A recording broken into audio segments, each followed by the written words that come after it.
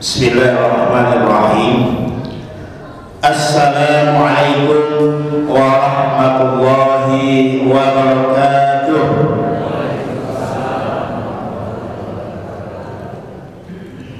Alhamdulillah. Alhamdulillahilladzi khalaqal mauta wal hayata liyabluwakum ayyukum ahsanu amalan. Asyhadu an la ilaha illallah wahdahu la syarika lah wa asyhadu anna Muhammadan abduhu wa rasuluh sallallahu alaihi wasallam la nabiyya ba'dah. Wasma'u qala Allah ta'ala fil Qur'anil Karim wa biqaulihi yahtadil muhtadun. Na'udzu billahi minasyaitonir rajim. Bismillahirrahmanirrahim. Wa ati dzal qurba haqqahu wal miskina wa banas sabil wa la tubadzir tabdzira innal mubadzirina kanu ikhwanas syayatin wa kana asy-syaitan innahu li rabbih kafura. Shadaqallahul azim. Bapak pengurus, Bapak penasehat, Bapak-bapak RT RW, tokoh masyarakat, ibu-ibu jamaah majelis taklim, umumnya kita yang hadir pada subuh ini, insyaallah dirahmati oleh Allah Subhanahu wa taala. Kembali kita bersyukur kepada Allah. Alhamdulillah pagi ini kita masih diberikan kesehatan, kekuatan iman, kemudian nikmat Islam, ihsan oleh Allah Subhanahu wa taala, sehingga kita telah dapat menyelesaikan kewajiban kita, yakni melaksanakan salat subuh berjamaah. Salat dan salam semoga tercurah dan terlimpah pada Nabi kita Nabi Muhammad sallallahu alaihi wasallam. Dengan hatta kata Allahumma shalli ala Muhammad wa ala ali Muhammad. Bapak Ibu sedang jamaah subuh rahimakumullah. Kajian subuh Ramadan kita pada pagi hari ini kita landaskan pada dua ayat di dalam Al-Quran yang terdapat di dalam surat Al-Isra ayat yang ke-26 dan ke-27, yang mana kedua ayat ini menjelaskan, apalagi di akhir Ramadan ini, agar kita senantiasa untuk peduli terhadap orang-orang yang membutuhkan. Oleh karena itu mari kita tunaikan hak-hak orang lain, dan di ujung ayatnya wala tubadzir tabdzira, jangan bersikap boros. Bapak Ibu sedang jamaah subuh rahimakumullah. Jadi bunyi ayatnya tadi, a'udzubillahi minasyaitonir rajim, bismillahirrahmanirrahim, wa ati dzal qurba haqqahu, tunaikanlah, berikanlah hak-hak orang terdekatmu, wal miskin, dan orang-orang miskin, wabnas sabil, dan orang-orang yang dalam perjalanan, wala tubadzir tabdzira, dan janganlah sekali-kali engkau bersikap boros. Innal mubadzirina kanu ikhwanas syayatin, karena para pemboros-pemboros itu orang-orang yang suka mubazir, membuang-buangkan hartanya, itu adalah termasuk perbuatan atau saudaranya atau temannya setan. Wa kana syaitan li rabbih kafura, sedangkan setan itu adalah sangat ingkar terhadap Tuhannya. Bapak Ibu sedang jamaah subuh rahimakumullah. Jadi kenapa dua ayat ini kita bahas pada pagi hari ini? Mudah-mudahan bisa kita memahami dan bisa kita amalkan nanti dalam kehidupan kita sehari-hari. Dua ayat ini juga berkenaan dengan situasi kita saat ini. kita masih berada di dalam saat-saat sulit, di saat-saat perekonomian kita hari ini sangat sulit. Oleh karena itu tentunya kita bisa mengatur, memanage bagaimana perekonomian keluarga kita, mengatur perekonomian rumah tangga kita. Karena sampai hari ini setelah lebih dari 2 tahun kita berada di dalam situasi pandemi COVID-19 atau masa-masa virus corona. Jadi di saat-saat kita pandemi tentu tidak ada barangkali yang tidak dirasakan dampak dari pandemi COVID-19. Barangkali Bapak Ibu sekalian masuk rahimahullah, orang-orang yang masih berekonomi menengah ke atas, jadi tidak mungkin tidak terlasobana, mungkin tidak terlasobana dengan pengaruh, tidak terpengaruh banyak dengan kesulitan ekonomi yang dirasakan oleh yang berekonomi menengah ke bawah. Jadi bagi kita yang ekonominya menengah ke bawah pasti akan merasakan dampak dari COVID-19 ini. Oleh karena itu Bapak Ibu sekalian jamaah subuh rahimahullah, belum lagi habis persoalan COVID-19 sampai hari ini ya, yang masih ada barangkali, bahkan kita masih menggunakan protokol kesehatan dan masih pakai masker segala macam. Belum lagi tuntas, belum lagi habis, sudah ada pula yang akan menyulitkan perekonomian kita.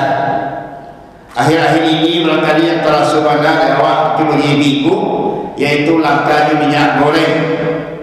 Walaupun ada minyak goreng itu, tetapi harganya naik, meningkat, bahkan ada yang tak terjangkau lewat. Mungkin di awal kota Padang, walaupun tak sulit mendapatkannya, layak stok, tetapi harganya tinggi. Tetapi kalau awak cari di daerah-daerah lain di Pulau Jawa itu, you berdesak-desakan untuk mendapatkan minyak goreng itu. Tak kama minyak goreng itu. Rupanya akhirnya yang namanya bahan mentah itu diekspor. Itu orang Kementerian Perdagangan oknum mafia minyak goreng. Makanya sulit ekonomi atau sulit minyak goreng didapatkan di negara awal. Belum lagi habis persoalan minyak goreng Bapak Ibu sekalian masuk rahimahullah, ada juga lah yang akan menyulitkan perekonomian masyarakat awal dengan naiknya harga BBM pertama. Dari awal mungkin kali 9 ribuan sampai 13 ribuan, bahkan masih naiknya. Bahkan pertalite solar pun susah langkah ditemukan, bahkan antrian oto-oto gadang untuk mendapatkan biosolar. Namun itu karena keadaan barangkali situasi ekonomi kita saat ini. Bapak Ibu sekalian jamaah subuh rahimahullah. Jadi oleh karena itu di saat-saat seperti ini tentu pas barangkali momennya bagi kita bahwa Allah menegaskan di dalam ayat ini agar kita berpandai-pandai dalam mengatur urusan ekonomi, urusan perekonomian rumah tangga keluarga kita.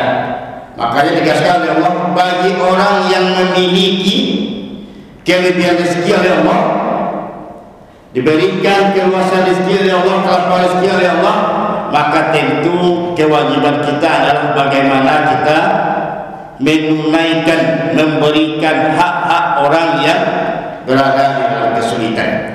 Wa atidal qurba haqqah, tunaikanlah, berikanlah hak-hak orang-orang terdekatmu. Jadi yang utama Bapak Ibu dalam ayat ini Allah beritakan yang awak bantu, yang awak peduli, yang awak cari terlebih dahulu adalah orang-orang yang terdekat di awak. Siapa orang yang tadaki jawab itu yang harus awak pedulikan dulu. Mungkin barangkali bagi kita yang masih punya orang tua, baik keduanya ayah ibu kita, tentu ini yang terdekat dengan kita, ini yang perlu kita tunaikan haknya terlebih dahulu. Barangkali bagi kita yang sudah menikah, yang sudah keluarga, kita lihat juga mertua kita, laki-laki dan perempuan, ini juga orang yang terdekat kita, maka ini yang perlu kita tunaikan haknya terlebih dahulu. Kalau sekiranya tidak ada lagi orang tua kita, mertua kita, siapa lagi yang terdekat dengan kita? Siapa yang terakhir jawabnya? Tentu saudara-saudara awak yang seayah, seibu, kakak laki-laki, kakak perempuan, adik laki-laki, adik perempuan. Kita perhatikan kilo-kilo yang layak, yang ekonominya di bawah, yang perlu kita bantu, itu yang kita utamakan dulu, yang tadaki. Sebablah diatur di Al-Quran, kalau kita mau berbuat baik, membantu, memberikan hak, maka kita lihat terlebih dahulu orang-orang terdekat kita. Kalau sudah orang-orang terdekat kita sudah terpenuhi, baru kita layangkan mata kanan jauh. Mungkin tak ada kakek lah. Siapa yang terakhir dikira di awal lah, tetangga awak. Yang namanya tetangga, sampai puluh kamu ke belakang, kiri kanan, itu yang namanya tetangga. Siapa kira-kira yang perlu dibantu. Jika dia nanti gara-gara ingin menyumbang kanan jauh ke Palestina, Bagi Habib mungkin contohnya kan, kita berikan haknya membantu saudara kita, tapi ternyata keluarga-keluarga terdaki awak, orang-orang terdaki awak tak terperhatikan, awak tak terbantu. Itu perlu kita perhatikan. Maka ini adalah kewajiban kita, kita tunaikan terlebih dahulu adalah hak-hak orang-orang terdekat kita. Wa atizal qurba haqqah, tunaikanlah, berikanlah hak-hak orang terdekatmu. Kemudian baru wal miskin, orang-orang miskin. Siapa orang miskin? Tentu buat cari dulu orang-orang yang tadaki tadi. Siapa kira-kira yang perlu, yang tergolong ke dalam kelompok miskin. Baru kita lihat miskin-miskin yang lainnya. Kemudian wal sabil, dan orang-orang yang di dalam perjalanan yang perlu, yang membutuhkan bantuan kita. Maka di ujung ayat ditegaskan oleh Allah, wala tubadzir tabdzira, janganlah kamu suka menghambur-hamburkan hartamu karena ingin bersikap boros. Jadi salah satu sikap yang tidak atau yang tidak disukai oleh Allah, yang sangat dimurkai oleh Allah adalah perbuatan tabdzir. Tabdzir itu adalah perbuatan pemborosan. Makanya itu dilarang oleh Allah Subhanahu wa taala. Makanya Imam Malik dan Ibnu Abbas mengatakan bahwa yang dikatakan tabdzir itu adalah seseorang yang mengeluarkan hartanya,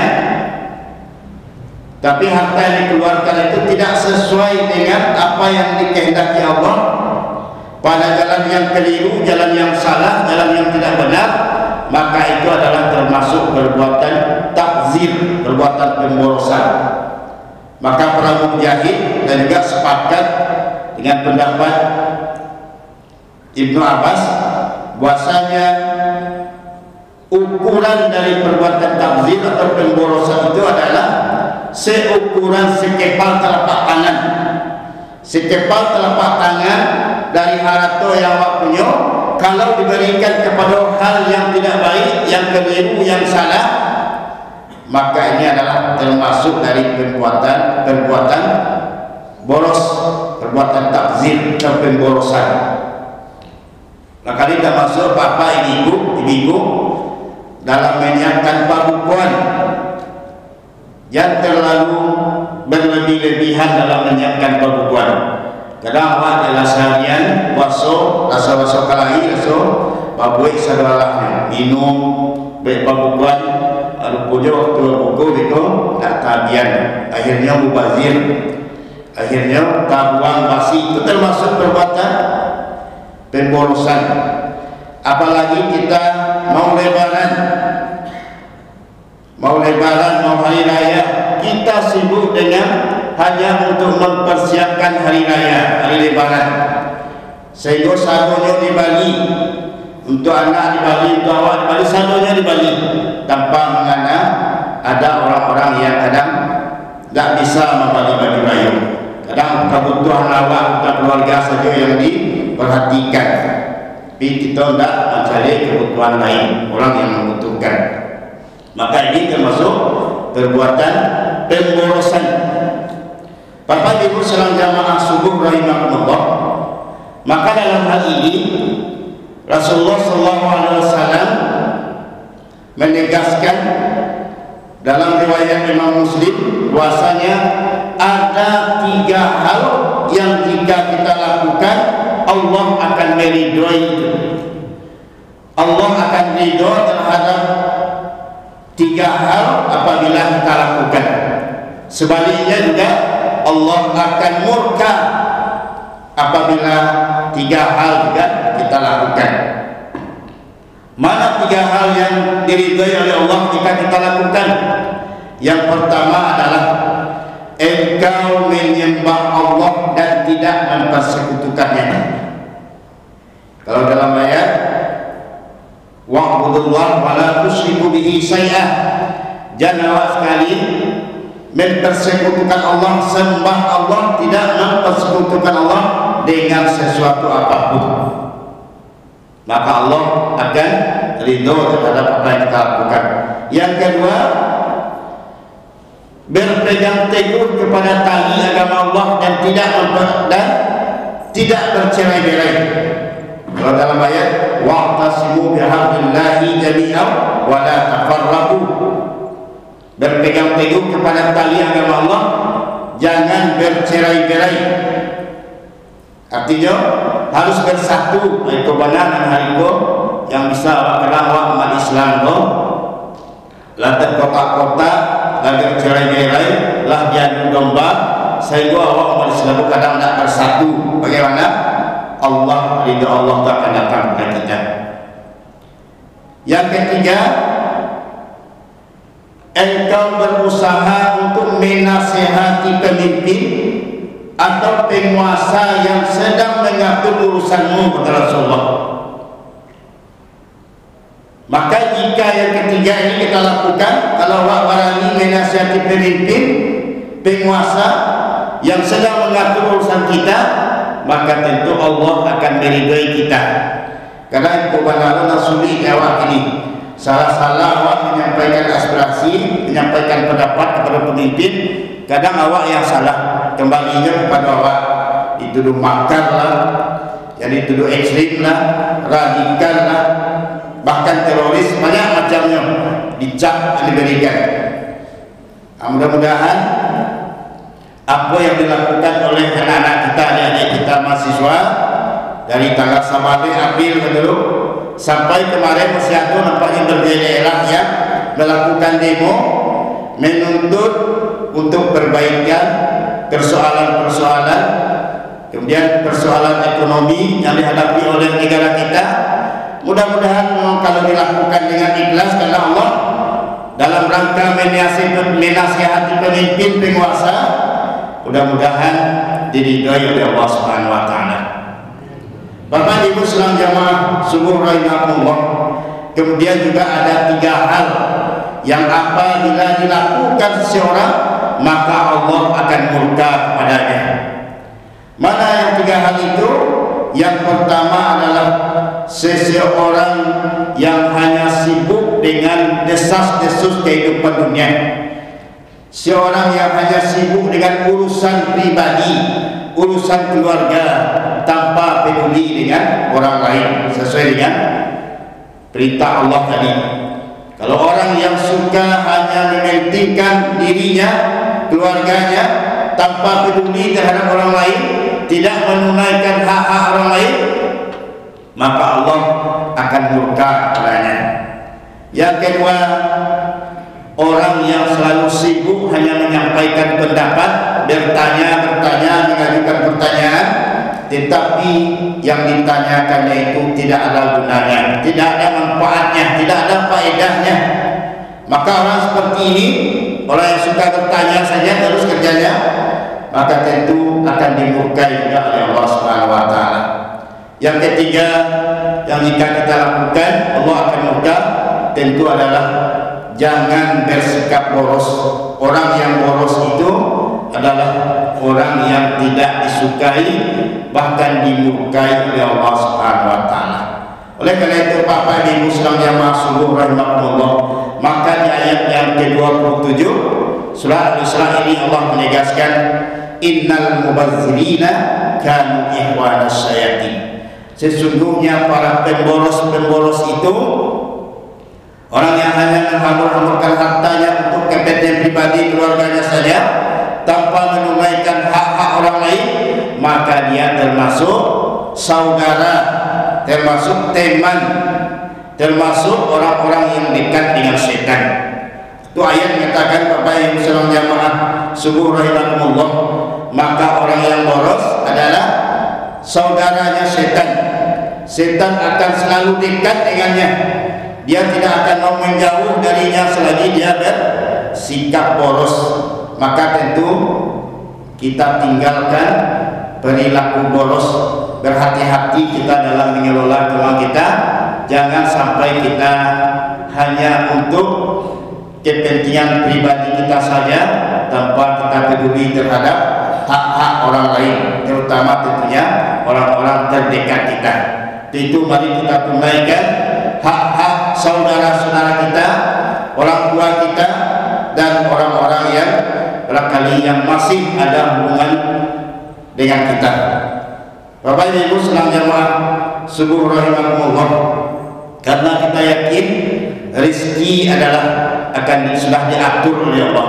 Makanya nanti Bapak Ibu di ayat yang ke-29 dan 30 boleh nanti kita buka di rumah, kita pahami, karena kita juga dilarang oleh Allah untuk bersikap kikir. Kita dilarang untuk bersikap boros, dilarang juga bersikap kikir. Tapi sikap kita umat Islam ini adalah bagaimana kita bersikap di tengah-tengah umat dan wasatoh, umat yang berada di pertengahan, yaitu umat yang sederhana sebagaimana yang diajarkan oleh Rasulullah.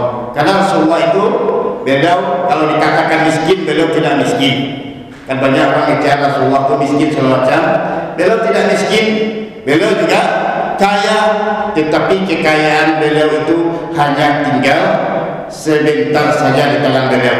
Beliau memberikan kepada orang-orang yang berhak. Beliau sangat peduli terhadap orang-orang yang berhak. Makanya sabalun barangke menunaikan Idul Fitri, beliau terlebih dahulu menyambangi orang-orang yang membutuhkan. Beliau cari orang miskin, beliau cari anak-anak yatim, baru beliau pergi sampai di tempat laksanakan sholat Idul Fitri. Makanya di akhir Ramadan ini, mari ini yang utama di samping ibadah-ibadah lain yang kita lakukan di 10 terakhir Ramadan, iktikaf, baca Al-Quran, sedekah, infak dan sebagainya. Maka ini juga amalan utama yang kita lakukan, yaitu bagaimana kita menunaikan hak-hak orang-orang terdekat dan juga hak-hak orang lain. Karena di dalam harta kita ada hak orang lain yang membutuhkan. Bapak Ibu sekalian jamaah subuh rahimakumullah, terakhir mungkin pesan kami dari panitia amil zakat fitrah Masjid Kota Umar, dikala tinggal hanya beberapa hari lagi, mari yang belum menunaikan zakat fitrahnya kita tunaikan segera, karena ini juga termasuk nanti kita berikan pada orang-orang berhak. Ini juga ada kewajiban kita untuk menunaikan hak-hak orang lain. Ini juga barangkali termasuk miskin-miskin yang jauh dari kita, di samping orang-orang yang terdekat dengan kita. Inilah barangkali Bapak Ibu sekalian jamaah subuh rahimakumullah, pengajian subuh, tausiah subuh kita pada kesempatan ini. dari surat Al-Isra ayat 26, kemudian 27. Silakan nanti lanjutkan ayat 28, 29 sampai 30-nya, karena Allah juga akan melapangkan rezeki siapa saja yang dikehendakinya dan menyempitkan rezeki bagi siapa yang dikehendakinya. Demikian Bapak Ibu, kita tutup dengan doa kafaratul majelis. Subhanakallahumma wa bihamdika asyhadu an la ilaha illa anta astaghfiruka wa atubu ilaik. Banyak maaf bila itu. Assalamualaikum warahmatullahi wabarakatuh.